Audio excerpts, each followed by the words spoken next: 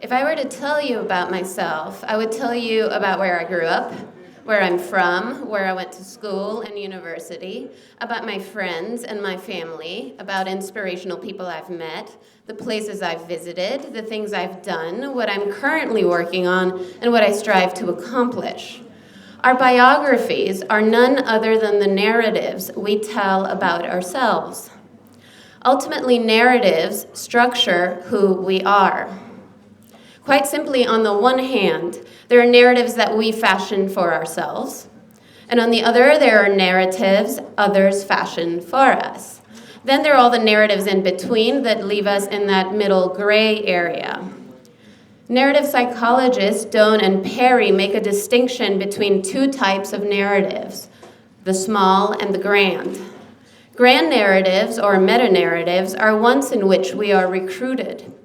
Small narratives are personal narratives, which we ourselves author. Consciously or not, we also contextualize personal narratives in terms of meta-narratives, that is, in terms of social or historical assumptions our community shares.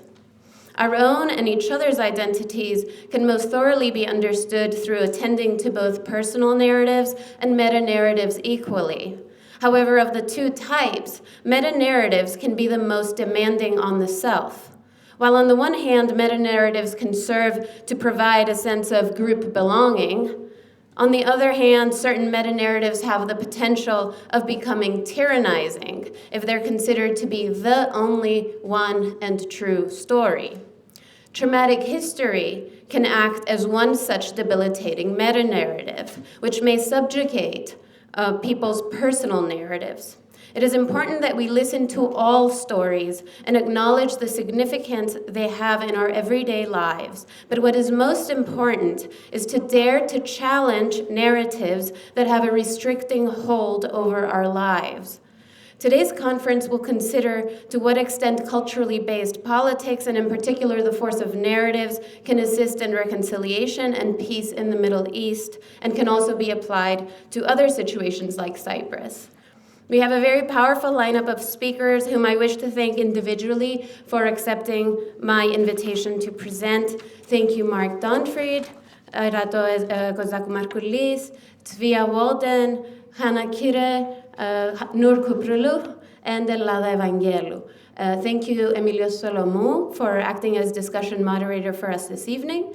For their support, I also wish to thank the Friedrich Ebert Stiftung, the Institute for Cultural Diplomacy, the University of Nicosia's Diplomatic Academy, and the UNESCO Chair on Cultural Diversity and Intercultural Dialogue for a Culture of Peace. I must also add that the conference is supported by the Anna Lindh Foundation under the common action entitled Intercultural Dialogue in Crisis, Listening to NGOs. It is an honor for the Cyprus Center for Intercultural Studies to be part of this common action, which includes a range of activities across Cyprus geared toward furthering intercultural awareness.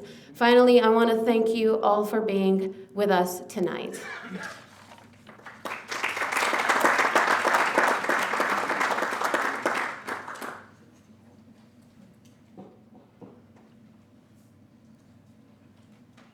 Good afternoon, everyone.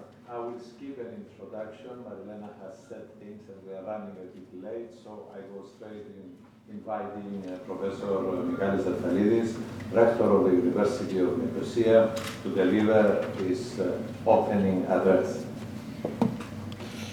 Thank you very much, Emilios. And in line with his edict, I will welcome you all as dear guests and colleagues, rather than addressing the ambassador, the member of parliament, the mayor, the minister. I will address Dr. Donfried because he has traveled to come here, and thank all the people who've traveled to be with us this evening. Last week, I was at a conference which, among other things, was discussing tertiary education. And I was impressed when one of the participants, someone from the United States, a professor from the international relations from the United States, told us that there was an enormous increase of interest recently in students studying international relations. And he explained this increase because of the impact of globalization, which was bringing different societies closer and closer together, and was therefore creating a felt need and desire on the part of students to understand other parts of the world than the ones they were living in. And I think that, and this is my own line of thinking at the moment, and it also has to do with my personal experience, that this increasing interest in studies connected with international relations is also leading to a diversification of the field of international relations. Now, this is what I am very, very aware of, and perhaps the ambassador will understand me, because I come to the field of international relations from the practice of diplomacy rather than from anywhere else.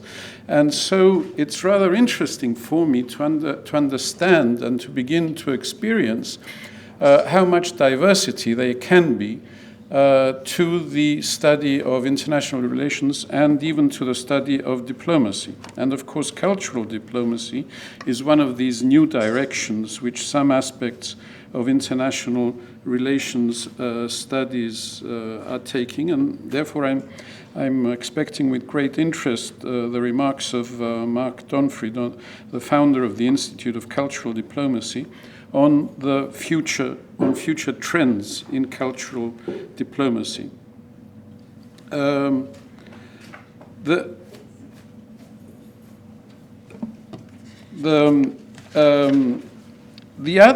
other trend in diplomacy that I've become aware of recently has been thanks to Professor Kostas Konstantinou, who's sitting towards the back here this evening from the University of Cyprus, whose presence introduced me to another tendency in diplomacy, which is the postmodern approach to diplomacy, which is again a fascinating widening of the sense of what diplomacy is about. There is also the widening of the field of international relations involves a much greater study of global relations, globalized economics, globalized business. And so I think that in the near future, we're all of us who are either involved in diplomacy or academically in the field of international relations are going to be having very interesting experience in terms of a widening of intellectual horizons and in terms of a widening of the approaches that we use to our disciplines, but perhaps even to the practice of diplomacy. My other very interesting, relatively recent experience, which I wanted to mention to you, was my presence at a conference which again was organized around the concept of cultural diplomacy in Bucharest a few months ago. And the conference was entitled The Levant, Cradle of Cultural Diplomacy.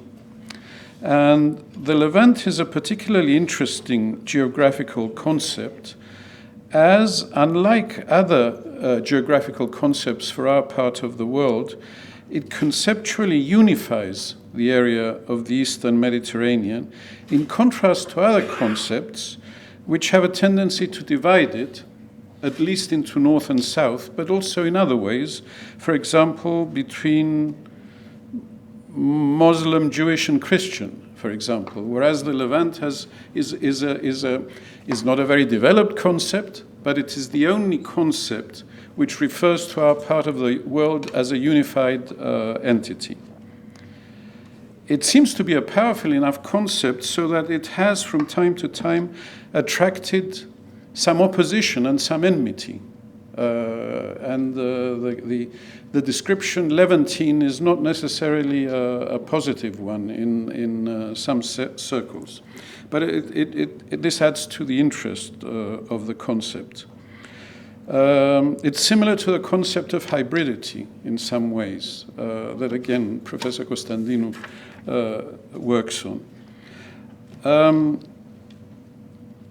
And the most noticeable recent revival of the concept of the Levant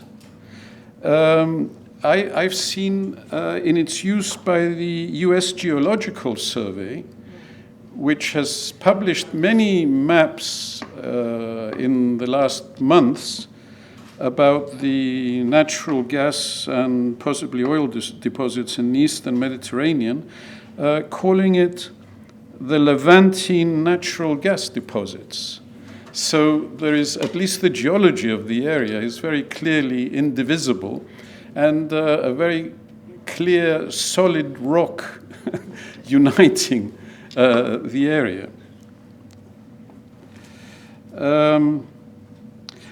Finally, I just want to mention one other thing, that I'm very happy to say that together with, or rather led by Professor Theophanous, who's the head of the International Relations Department of the university, we've been in contact with Dr. Donfried for a while, and we had a meeting this afternoon, and we're trying to develop a program which the university will run with the Institute of Cultural Diplomacy in Berlin, I hope, which will be a master's program in Euro-Mediterranean studies and cultural diplomacy.